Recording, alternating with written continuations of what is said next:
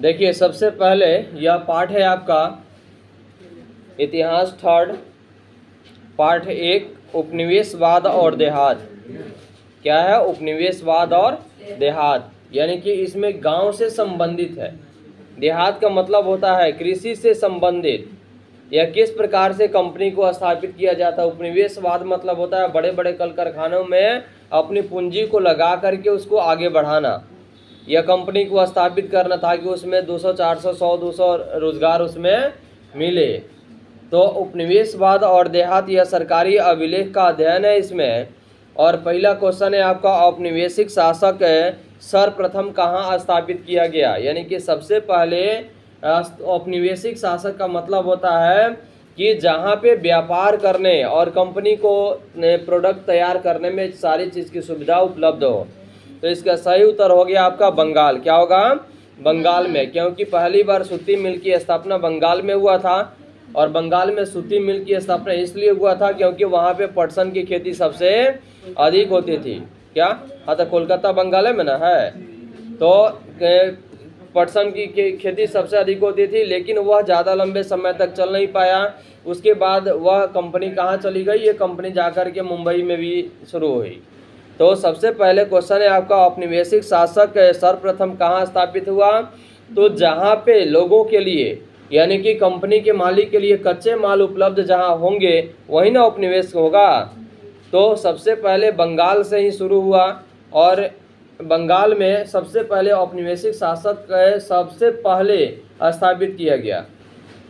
अगला है, बंगाल प्रांत में सबसे पहले किस प्राणी को स्थापित करने के प्रयत्न किए गए? प्रयत्न करने का मतलब होता है कोशिश करना। तो बंगाल प्रांत में क्षेत्र में, प्रांत में क्या होता है? क्षेत्र होता है, जिला होता है। तो प्रांत में सबसे पहले किस प्राणी को, यानी किसको स्थापित करने के प्रयत्न किए गए थे, यानी कोशिश किए गए थे? तो बंगाल प्रांत में सबसे पहले ग्रामीण समाज को पुनर्व्यवस्थित करने, पुनर्व्यवस्थित का मतलब होता है फिर से उसको स्थापित करना, यानी कि पहले से व्यवस्था अगर किसी प्रकार की है लेकिन वह खत्म हो गई है, और खत्म होने के बाद फिर से उसकी व्यवस्था को सुदृढ़ करना। तो पुनर्व्यवस्थित यह क्या है? ग्रामीण समाज को पुनर्व्यवस्थित करने और भूमि संबंधी अधिकारों की नई व्यवस्था, यानी भूमि संबंधी अधिकारों की नई व्यवस्था इसलिए सोचा गया क्योंकि भारत कृषि प्रधान देश है, और भारत कृषि प्रधान देश है तो कृषि से जो पैदावार होगी, कच्चे माल की उपलब्धता सबसे अधिक होगी। तो भूमि संबंधी अधिकारों को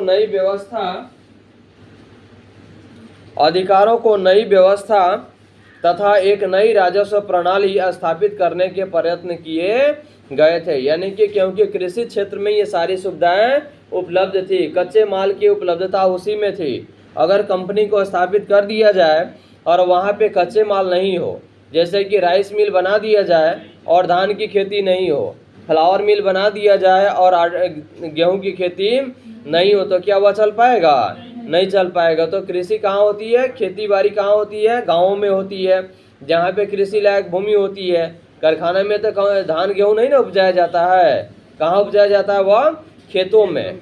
तो बंगाल प्रांत में सबसे पहले ग्रामीण समाज को पुनर्व्यवस्थित करने और भूमि संबंधी अधिकारों की नई व्यवस्था तथा एक नई राजस्व माने कर की प्रणाली स्थापित करने के प्रयत्न किए गए थे। यानी कि राजस्व इनकम का स्रोत, यानी कि जिससे आय बने।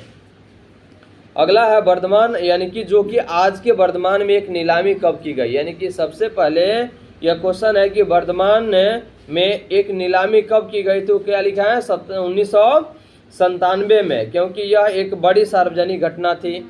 यह एक बहुत बड़ी सार्वजनिक का मतलब होता है जो सब जगह उपलब्ध हो, यानी कि जो सबके साथ हो, सबके साथ सबका सामान मिल करके यह काम हो, जिसको हम क्या कहेंगे? सार्वजनिक कहेंगे।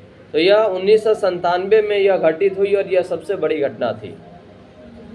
अगला प्रश्न है, इस्तमरारी बंदोबस्त कब लागू हुआ था?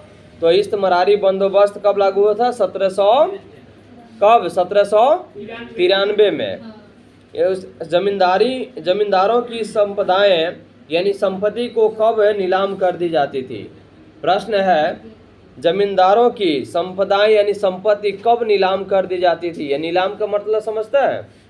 नीलाम का मतलब दखली करना नहीं। जैसे कि अगर किसी, जैसे बैंक अगर हो गया, बैंक किसी को ऋण दे देता है, या गांव में जैसे पहले देखे हुए कर्जदार अगर किसी को हो गया तो कर्ज में अगर पूंजी ले ली है और ज़मीन को गिरवी रख दी है, लेकिन जब लंबे समय हो जाने के बाद में जब वे व्यक्ति जब उस कर्ज को चुका नहीं पाते हैं, तो कर्ज नहीं चुका पाने की वजह से उनकी जो रखी हुई संपत्ति, जो ज़मीन दिए हुए हैं, गिरवी जो रखे हुए हैं, उसको वह व्यक्ति क्या करता था, नीलाम करके, यानी कि जितना रेट था उससे ज़्यादा करके, यानी कि नीलाम करके बेच करके, और वो अपने पूंजी को ले लेता था। तो ईस्ट इंडिया कंपनी, तो भारत में सबसे पहले कौन सी कंपनी बनी? East India company. उस समय भारत में अंग्रेजों का ही शासन था। और कब बनी east India company? East India company की स्थापना 1600 में। तो ईस्ट इंडिया कंपनी द्वारा निश्चित की गई राजस्व की राशि जमींदारों द्वारा नहीं चुका पाने पर, यानी कि राजस्व जो कर लेते थे या कर जो होता था उनके ऊपर जो टैक्स होता था, वह जब नहीं चुका पाते थे तब उनकी संपत्ति को, यानी कि उनकी संपदाएं को नीलाम कर दी जाते थे। अगला क्वेश्चन है आपका, ब्रिटिश अधिकारी क्या आशा करते थे? ब्रिटिश माने कि अंग्रेजी अधिकारी क्या आशा करते थे?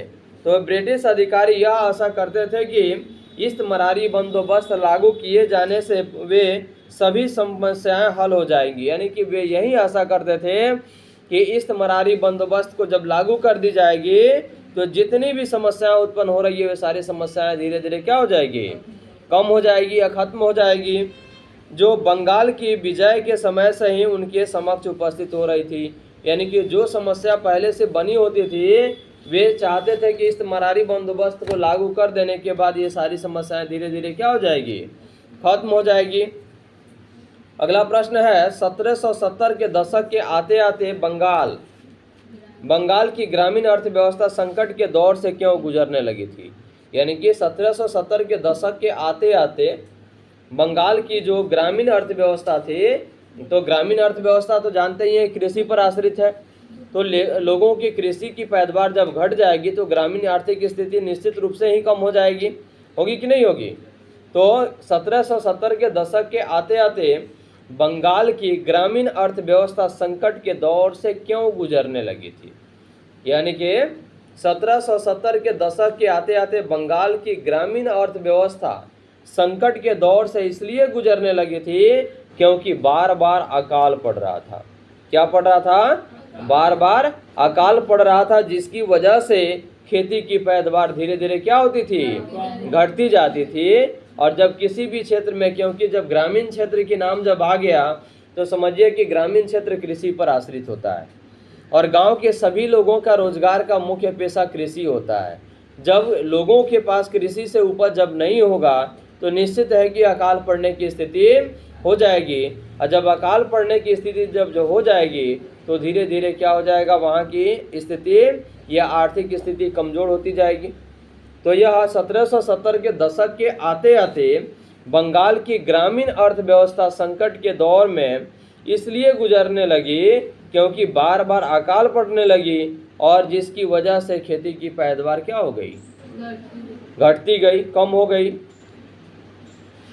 अगला क्वेश्चन है, बंगाल की ग्रामीण अर्थव्यवस्था को संकट के दौर में पड़ने से अधिकारी क्या सोचते थे?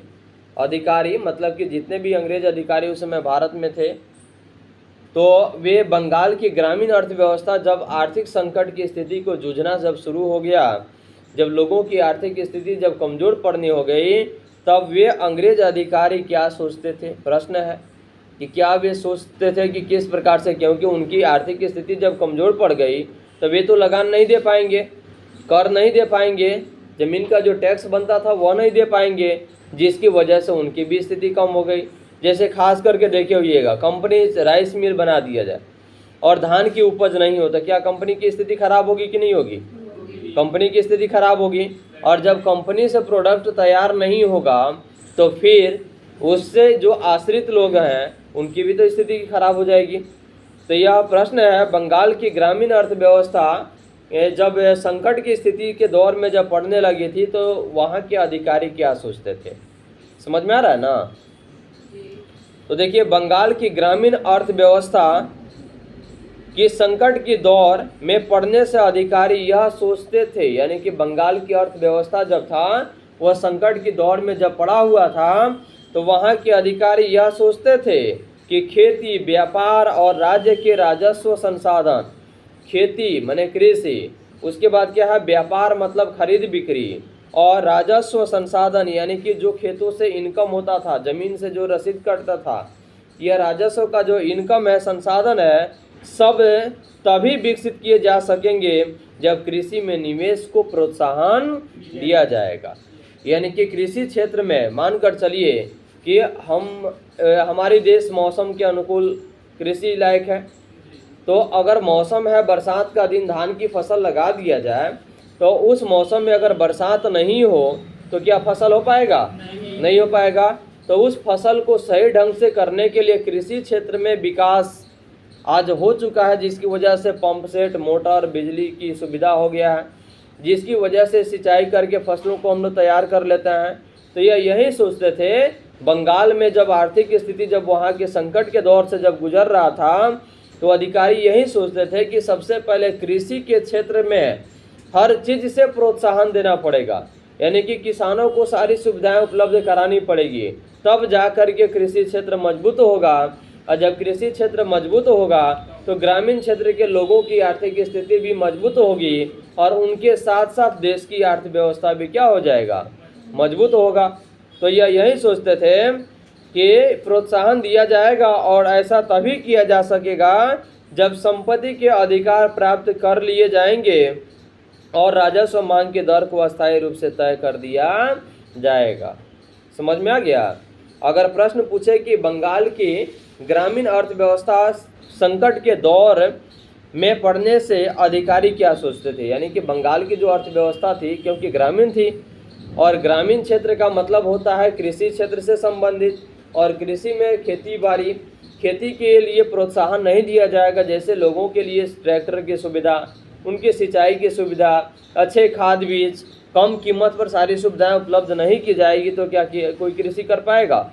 नहीं कर पाएगा।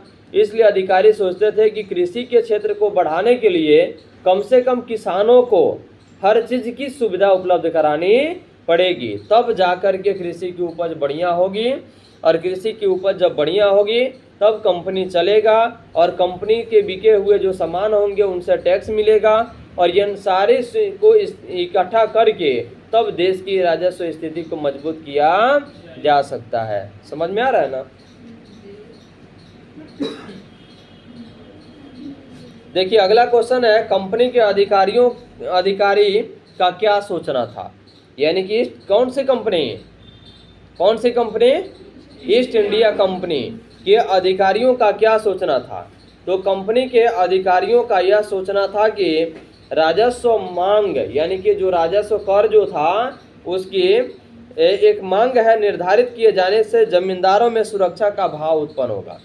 यानी कि एक निश्चित कर दिया जाए कि मानकर चलिए कि किसी व्यक्ति को अगर कर या 5 रुपया ही देना है, और इसमें था किसी को 5 रुपया, किसी को 7, किसी को 8, किसी को 10, यह क्षेत्र के ऊपर निर्भर था।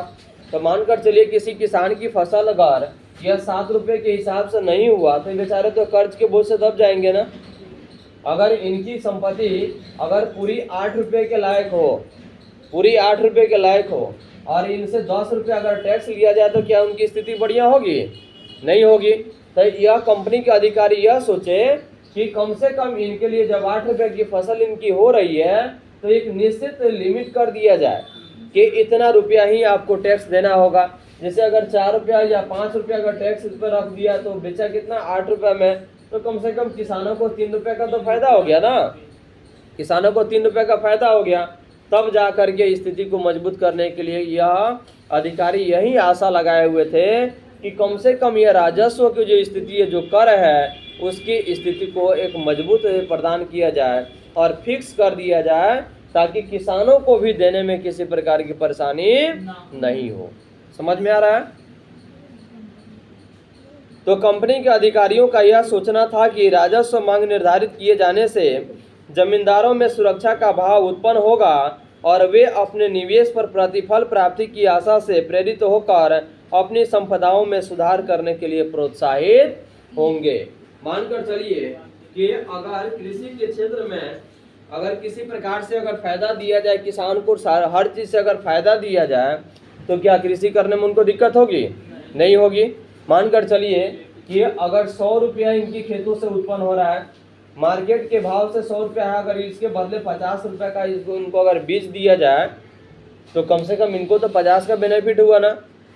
जैसे कि मार्केट में आप देखते हैं कोई सामान खरीदने के लिए कोई जाता है, किसान वर्ग के लोग चाहे कोई भी, अगर वही सामान कहीं 100 रुपये में बिका और कहीं 50 रुपये में बिक रहा है तो सबसे अधिक लोग 100 रुपया नहीं खरीदते हैं बल्कि 50 में भीड़ लग जाती है, क्योंकि और सेम वही सामान है तो लोगों को लगता है कि चलो मेरा 50 रुपये का बेनिफिट हो गया।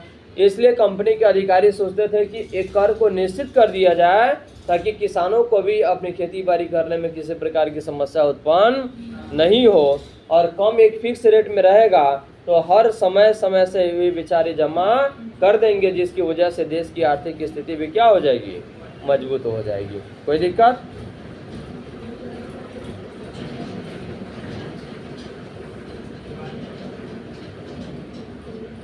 देखिए अगला क्वेश्चन है, ताल्लुकदार का शाब्दिक अर्थ क्या है? ताल्लुकदार का शाब्दिक अर्थ क्या है? तो ताल्लुकदार का शाब्दिक अर्थ है वह व्यक्ति जिसके साथ ताल्लुक यानी संबंध हो। ताल्लुक का मतलब होता है संबंध बनाना, यानी कि जिससे लगाव हो, उसी को हम क्या कहेंगे? ताल्लुक कहते हैं। तो ताल्लुकदार का शाब्दिक अर्थ है वह व्यक्ति जिसके साथ ताल्लुक यानी संबंध हो। आगे चलकर ताल्लुक का अर्थ क्षेत्रीय इकाई हो गया। क्या हो गया? क्षेत्रीय इकाई हो गया। चलिए अगला क्वेश्चन है, 1973 में बंगाल में इस्तेमारी बंदोबस्त लागू करने का समय बंगाल के गवर्नर जनरल कौन थे? प्रश्न है 1973 में बंगाल में जब इस्तेमारी बंदोबस्त को लागू किया गया उस समय बंगाल का गवर्नर जनरल, जिसको वायसराय कहते हैं, वह उस समय कौन थे? कौन थे? कार्नवालिस। कौन थे? कार्नवालिस थे। अगला प्रश्न है, रैयत शब्द का प्रयोग किसके लिए किया जाता था? बताइए, रैयत शब्द का प्रयोग किसके लिए किया जाता था? किसके लिए? लिखाया हुआ क्वेश्चन है। देखिए रैयत शब्द का प्रयोग अंग्रेजी के विवरणों के में किसानों के लिए प्रयोग किया जाता था। अगर प्रश्न पूछे कि रैयत शब्द का प्रयोग किसके लिए किया जाता था तो सीधे आप लिख दीजिएगा किसानों के लिए किया जाता था। किसके लिए? किसानों के लिए किया जाता था। प्रश्न है, आमतौर पर अमला किसे कहते हैं? अमला तो राजस्व इकट्ठा करने के समय, राजस्व यानी कि कर को इकट्ठा करने के समय वहां उपस्थित जमींदार के अधिकारी को, वहां जो उपस्थित जमींदार के अधिकारी थे उनको आम तौर पर अमला कहा जाता था। यानी कि राजस्व इकट्ठा करने के समय वहां उपस्थित कौन? जमींदार के जो अधिकारी होते थे उन्हीं को क्या कहा जाता था? अमला कहा जाता था। यह सब कुछ अंग्रेज के ज़माने में चल रहा था, लेकिन आज अमला नहीं है, क्योंकि हर व्यक्ति हर अपनी संपत्ति का मालिक है। तो आज के ज़माने के अनुसार उस समय तो अमला किसको कहा जाता था? जो जमींदार के अधिकारी होते थे, और जहां किसान वर्ग के लोग ले जाकर के अपने पूंजी को जमा करते थे, और वहां पे उपस्थित जितने भी जमींदार के अधिकारी होते थे उन्हीं को क्या कहा जाता था? अमला। अगला प्रश्न है, राजा शब्द का प्रयोग किसके लिए किया जाता है? राजा शब्द का प्रयोग किसके लिए? अक्सर जमींदारों के लिए, यानी कि जो शक्तिशाली जमींदार थे ना, राजा किसको कहते हैं? राजा का मतलब क्या होता है? जिसके पास सब चीज उपलब्ध हो और गांव में सबसे ज्यादा संपन्न हो, यानी कि उस क्षेत्र में सबसे ज्यादा धनवान हो, उसी को हम क्या कहते हैं? राजा कहते हैं। तो सबसे शक्तिशाली धनवान व्यक्ति को क्या कहा जाता है? राजा कहा जाता है। 1798 में वर्धमान जिले में राजस्व भुगतान के बकाया से संबंधित कितने वाद लंबित थे? वाद माने विवाद कितने लंबित थे? 30,000 से अधिक। कितने लंबित थे? 30,000 से अधिक। क्वेश्चन है, हवलदार किसे कहा जाता था? हवलदार बताइए, बताइए हवलदार किसे कहा जाता था? उत्तरी बंगाल। हाँ, उत्तरी बंगाल में बोलिए।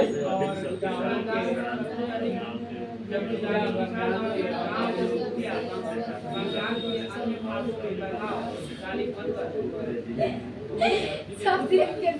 तो देखिए, उत्तरी बंगाल में सबसे अधिक शक्तिशाली किसान और गांव के मुखिया, यानी कि उत्तरी बंगाल में सबसे शक्तिशाली कौन थे? किसान थे। और गांव के मुखिया बंगाल के अन्य भागों के देहाती इलाकों में प्रभावशाली बनकर उभरे, जिन्हें कुछ जगहों पर हवलदार कहा जाता था। यानी कि जो किसान जमींदार मजबूत थे, शक्तिशाली थे, उन्हीं को क्या कहा जाता था?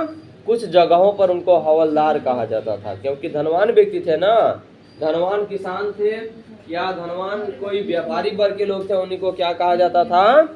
क्या कहा जाता था? हवलदार कहा जाता था। और कुछ जगहों पर इन्हें गांटीदार या मंडल भी कहा जाता था। अगला क्वेश्चन है आपका, फर्जी बिक्री क्या थी? बताइए। फर्जी का मतलब होता है जाली। फर्जी का मतलब क्या होता है? जाली। जैसे एक ही सामान नहीं है, उसमें सामान नहीं है और बता दिया गया कि इसमें सामान है, सामान वह बिक गया, डिब्बा पैक है, बिक गया, और व्यक्ति जा करके घरे जा करके डिब्बा को जब ओपन कर रहा था, पता चल रहा है कि उसमें क्या है? खाली हाथ है, यानी खाली है, कुछ नहीं है। तो उसी को हम क्या कहते हैं? जिसको इंग्लिश में फ्रॉड कह रहे हैं, ठीक है ना, वही फर्जी हो गया। फर्जी मतलब जाली। तो फर्जी बिक्री एक ऐसी तरकीब थी जिसमें कई तरह के हथकंडे अपनाए जाते थे। यानी कि यह अनेक प्रकार के हथकंडे अपनाए जाते थे। जैसे कि अभी आपको उदाहरण के साथ बताया है कि कोई सामान पैक, डिब्बा पैक करके दे दिया। जैसे आप जाते हैं दुकान में कोई सामान खरीदने के लिए, यहाँ देखिए, अगर आप जाते हैं दुकान में कोई सामान खरीदने के लिए, तो डिब्बा पैक है, उसके अंदर ओरिजिनल है कि डुप्लीकेट है या है कि नहीं है, ये तो डिब्बा जब तक खुलेगा नहीं तब तक पता नहीं चलेगा। इसलिए जब तक डिब्बा खुलेगा नहीं तब तक उसकी सच्चाई के बारे में पता नहीं चलेगा। तो फर्जी का मतलब होता है जाली। अगर डिब्बा पैक बाहर से दिखे, घर जाकर के खोल दिए तो उसमें कुछ भी नहीं मिला, तो बताइए वो फर्जी हुआ कि नहीं हुआ? पूरा फर्जी हुआ। अगला क्वेश्चन है, वर्धमान के राजा ने अपनी जमींदारी का हिस्सा अपनी माता को क्यों दे दिया? बोलिए तो, बोलिए। वर्धमान के राजा जो थे, उन्होंने अपनी जमींदारी को, ये जो हिस्सा था, जमींदारी का जो हिस्सा था जमीन का, वह अपनी माता को क्यों दे दिए? क्या? हाँ, स्त्रियों की संपत्ति को वह छीनना नहीं चाहते थे। यानी कि वर्धमान के राजा जो थे, वे नहीं चाहते थे कि स्त्री की संपत्ति को छीन लिया जाए, और यही कारण था कि वे अपनी माँ को, अपनी जमींदारी की जो स्थिति हिस्सा जो था, वो अपने माँ को ले जाकर के क्या कर दिए? दे दिए। तो वर्धमान के राजा ने अपनी जमींदारी के कुछ हिस्सा अपनी माता को इसलिए दे दिए क्योंकि उसने यह निर्णय ले रखा था कि स्त्रियों को संपत्ति को छीना नहीं जाएगा। यानी कि वर्धमान का जो राजा थे ना, वे सोच रहे थे कि स्त्रियों की जो संपत्ति है उसको छीना नहीं जाएगा, इसलिए वे अपनी माताओं को अपनी जमीनों की संपत्ति के कुछ हिस्से को क्या कर दिए? दे दिए। प्रश्न है, चिनरी भारत में कितने वर्षों तक रहा? बताइए। चिनरी भारत में कितने वर्षों तक रहा? कितने? 23 वर्षों तक रहे। चिनरी ने भारत में 23 वर्षों तक रहने के दौरान कितने चित्र बनाए थे?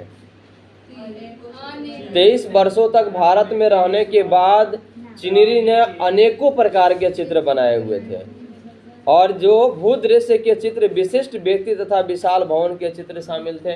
अनेकों चित्र बनाए थे जिसमें भूदृश्य था, भू मैंने भूमि और दृश्य मैंने देखना, यानी कि धरती का भी दृश्य था, और साथ ही साथ विशिष्ट व्यक्ति का और बहुत बड़े विशाल भवन का भी चित्र उसमें बनाया गया था। तो यह चिनरी जो था ना, यह भारत में कितने वर्षों तक रहा?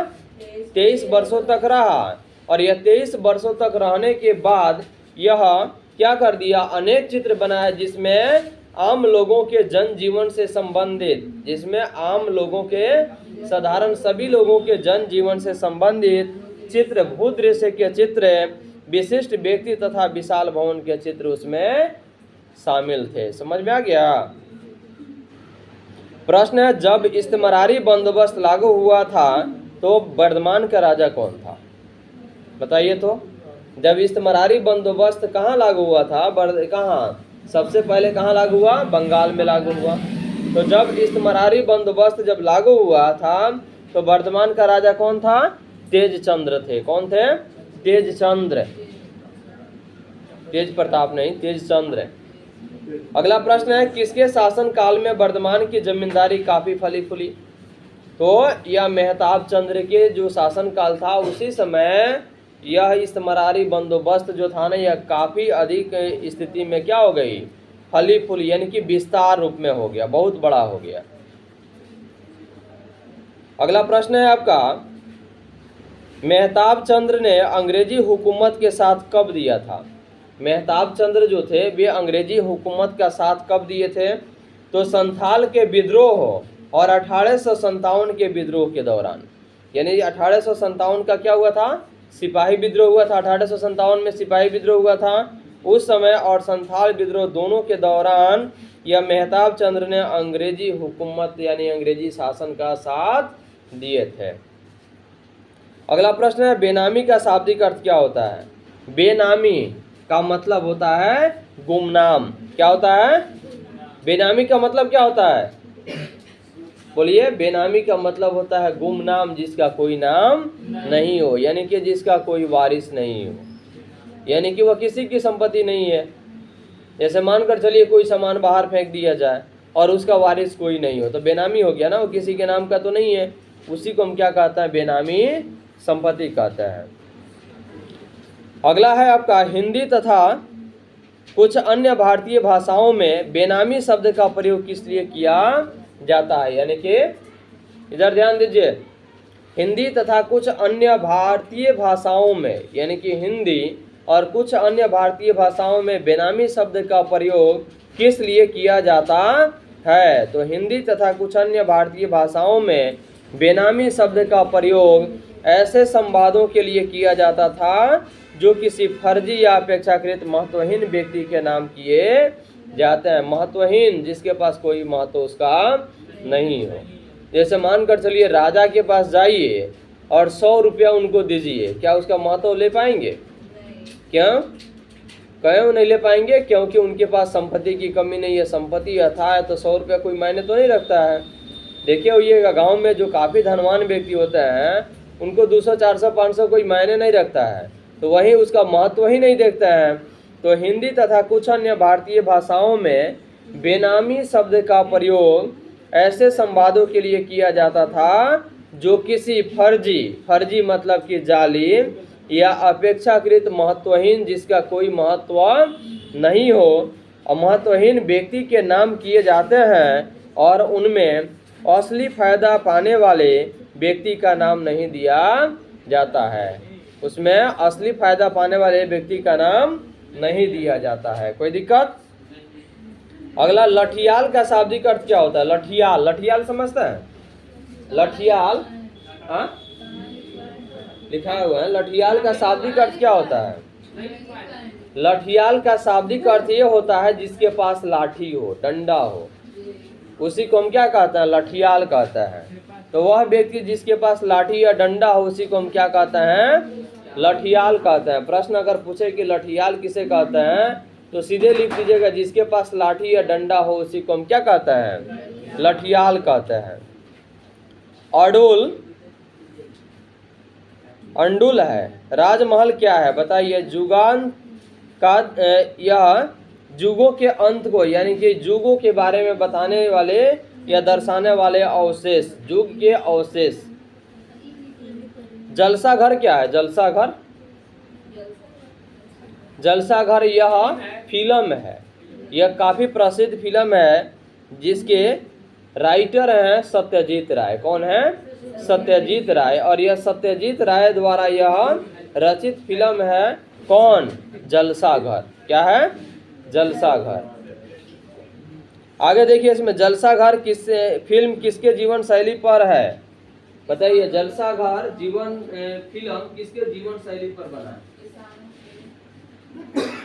बताइए। जलसा घर फिल्म किसके जीवन शैली पर बना है? जमींदारों की रहन सहन की पतनोन्मुख है। पतनोन्मुख मतलब होता है पतन से, यानी कि समाप्ति के कगार पर जब चला गया था, तो जमींदारों की रहन सहन की पतनोन्मुख वैभवशाली जीवन शैली पर यह बना हुआ है। कौन से? जलसा घर फिल्म। बंगाल में ब्रिटिश कंपनी अपने आप को कब स्थापित किया था? बंगाल में ब्रिटिश कंपनी अपने आप को कब स्थापित किया था? 1760 के दशक में। कब? 1760 के दशक में। अगला प्रश्न है, बंगाल में ब्रिटिश कंपनी की स्थापना कब हुई थी? कब? 1760 के दशक में। यह बंगाल में ब्रिटिश कंपनी की स्थापना बंगाल में हुई थी।